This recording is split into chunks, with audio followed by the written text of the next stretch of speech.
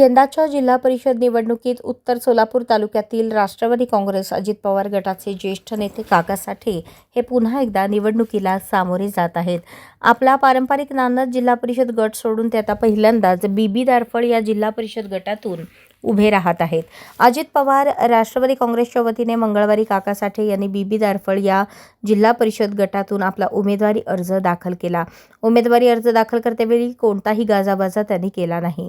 सोबत सुवर्णा झाडे, माजी उपसभापती जितेंद्र शीलवंत, माजी तालुकाध्यक्ष प्रल्हाद काशीद, अन्नू मार्तंडे, प्रकाश चोरेकर, कुमार नवगिरे, दीपक अंधारे, सुभाष शिंदे, लिंबाची लांबकाने, बापू शिंदे, प्रकाश गुरव, मोहन लांबतुरे यांची उपस्थिती होती. जिल्हा परिषद नानज गटासाठी अनिल माळी यांनी अर्ज दाखल केला आहे.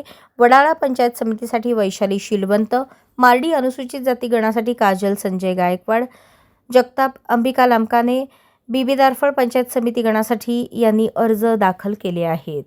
अशाच नवनवीन अपडेटसाठी जनता राज्य न्यूज चॅनलला सबस्क्राईब करा, लाईक करा आणि शेअर करायला विसरू नका.